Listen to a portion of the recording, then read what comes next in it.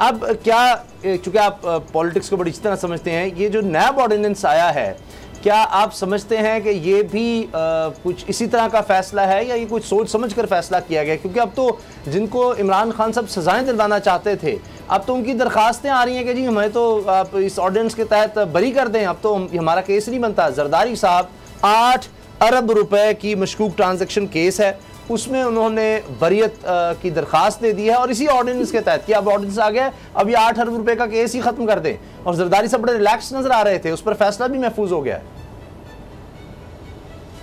देखो ये मुझे आपकी एक दो आवाज साफ नहीं आ रही थी, मुझे तो समझ नहीं आया आपका सवाल क्या था, लेकिन मैं ये आपने जो बात की है, मैं ये बताना चाह रहा था कि मामलात तो सुलझ जाएंगे। मैं नहीं समझता कि ये इतने उलझ गए हैं कि सुलझ नहीं सकते। अच्छा। लेकिन वो तलखी जो रह जाती है ना बीच में, वो ठीक नहीं है।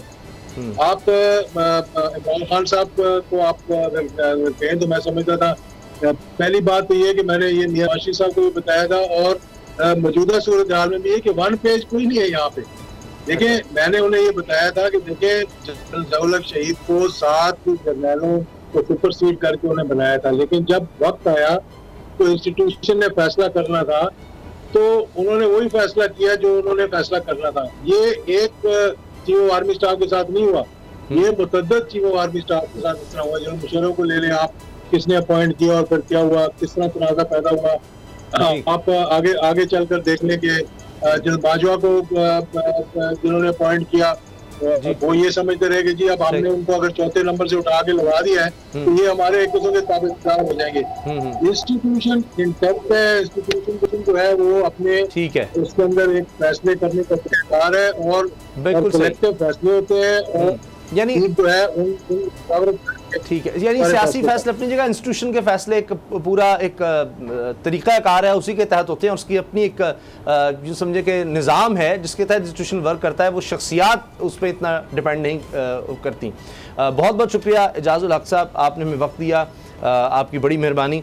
अच्छा गुलाम रज़ा साहब, आपने सारी बात सुन ली है एजाज़ुल हक साहब की, इस पर हम कोशिश तो करेंगे मज़ीद बात हो सके, लेकिन अब चूँकि नैब ऑर्डिनेंस भी आया है और उस पर जिस तरह हम बात कर रहे हैं कि आसिफ जरदारी साहब वो इससे फ़ायदा उठा रहे हैं और वो कह रहे हैं जी बरी कर दें, अब तो ये ऑर्डिनेंस आ गया है, इसमें मेरे खिलाफ तो केस ही नहीं बनता।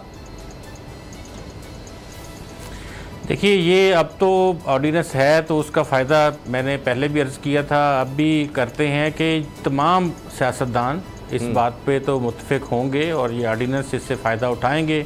ये तो सीधा सीधा एक माजी के तमाम जो मामलात हैं करप्शन के उन पर और जो आने वाले दिनों में हैं या जो मौजूदा दौर में हुए हैं उस सारे को एक NRO है और अनअनाउंस्ड NRO है जो गर्दान पिछले 3 साल से कि वो NRO नहीं दिया जाएगा। वो मेरे ख़्याल में तमाम ही लोगों को एक ही बग़ैर मांगे, पहले तो ये इल्ज़ाम आयद किया जाता था कि अपोजिशन NRO मांगती है, किसी कानून साजी के हवाले से बात करें तो NRO मांगती है, तो ये तो बना बनाया NRO खुद ही मेरे ख़्याल में बाबर अवान साहब आपको पता है कि बड़े मंजे हुए कानून साज हैं और साथ साथ पार्लियामेंटेरियन भी हैं, तो उन्होंने बड़ी अपना इसमें दिमाग लड़ाया है। साथ बैरिस्टर फ़रोग नसीम साहब हैं, तो उन्होंने मिल के ये सारा काम किया और देखें कि तमाम से अपनी जो पॉलिटिकल एलीट है उसको उन्होंने बिल्कुल साफ़ करके रख दिया। अब तमाम इसी तरह की दरख्वास्तें आप सुनते आएंगे, देखते आएंगे कि ये पब्लिक नेशनल एक्सचेकर था, इसमें ये डोमेन नहीं बनती, इसमें ये डोमेन नहीं बनती, यानी कि अदालतों को भी फिर ये सोचना होगा कि अब इसके ऊपर क्या करना है क्या नहीं करना। अच्छा, तो ये रिलीफ के लिए दरख्वास्तें अब आती रहेंगी। अच्छा, लेकिन शाहिद खान अब्बासी और मिफ्ता इस्माइल साहब, बाबा साहब वो तो कह रहे हैं जी हम इस ऑर्डिनेंस के तहत हमें नहीं रिलीफ चाहिए, और क्यों इमरान खान साहब ऐसा करेंगे? वो तो इनको सजाएं दिलवाना चाहते थे, वो ऐसा ऑर्डिनेंस क्यों लाएंगे कि जिससे इनको फ़ायदा हो जाए? उसामा साहब, इमरान खान साहब ने इनको फ़ायदा दिलवाने के लिए ये ऑर्डिनेंस नहीं लेके आए। असल में ऑर्डिनेंस तो इस तरह से आया कि देखिए कैबिनेट के जो फैसले हैं वो डिस्कस नहीं हो सकेंगे, टेक्निक के फैसले डिस्कस नहीं हो सकेंगे, ब्यूरोक्रेसी को गवर्नमेंट हाथ नहीं डाल सकेगी। तो ये तो अब जो मौजूदा ब्यूरोक्रेट्स हैं या जो मौजूदा मिनिस्टर्स हैं या जो मौजूदा कैबिनेट है, ये सारे तो अब ये तो इनको पता है कि अब तो पीछे टाइम थोड़ा रह गया है। कल अगर हम नहीं आए, कोई और गवर्नमेंट आ गई तो इसी और नैब के तहत वो हमारी गर्दनों पे भी शिकंजे जो हैं वो कसे जाएंगे। वो तो अपने आप को बचाया गया। ये खान साहब ने एक NRO जो है ये अपनी कैबिनेट को भी साथ साथ दे दिया। अब उस्मान बुज़दार साहब हैं, इन पे जितने भी केसेस चल रहे हैं उसमें सारी चीज़ें तो कैबिनेट से अप्रूवल है। उसके बावजूद सब्सिडी का केस जो है शुगर पे वो बंद नीति है, वो कैबिनेट से अप्रूव करवाया हुआ है। वो जो उन पे एक्साइज का केस चल रहा है वो कैबिनेट से अप्रूव करवाया हुआ है। फेडरल गवर्नमेंट में बेस सारे ऐसे इश्यूज हैं जो कैबिनेट से अप्रूवल ली हुई है या एक्निक से अप्रूवल ली हुई है। कल अगर नैब उनको हाथ डालता है तो वो नैब बेबस हो जाएगा कि जनाब ये तो कैबिनेट में चला गया था।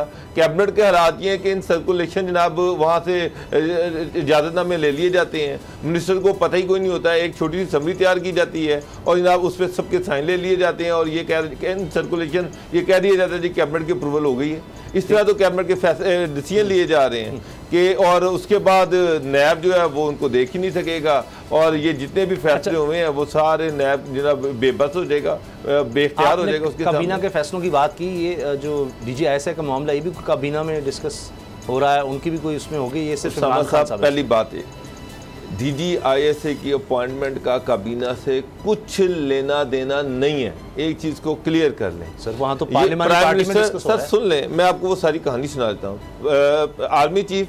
आर्मी चीफ से ministry of defence, ministry of defence से prime minister secretariat, prime minister secretariat से प्राइम मिनिस्टर और उसके बाद इसी रूट से ये समरी वापस चली जानी है। अब उस दिन जो कैबिनेट का इजलास हुआ, उस कैबिनेट के इजलास के एजेंडे में ये चीज़ नहीं थी। कैबिनेट के इजलास का मीटिंग मिनट्स जारी होते हैं, वो कैबिनेट सेक्रेटरी जो है वो मीटिंग मिनट्स बनाता है और उसके बाद उसका एक नोटिफिकेशन होता है। उस दिन जब कैबिनेट की मीटिंग ख़त्म हो गई तो प्राइम मिनिस्टर ने अनाउंस किया कि ठीक है जनाब मीटिंग ख़त्म हो गई है, तमाम जो मिनिस्ट्री हैं या जो सारे ऑफिसर्स हैं वो यहाँ से चले जाएं। हाँ, चंद एक जो क्लोज सर्कल था उनका, उनसे कहा कि नहीं आप बैठे रहेंगे, आप नहीं जाएंगे। तो कैबिनेट की मीटिंग उस दिन ख़त्म हो चुकी थी, उसके बाद ये डिस्कशन हुई है। सब्सक्राइब करें और बेल दबाएं ताकि कोई खबर रह न जाए।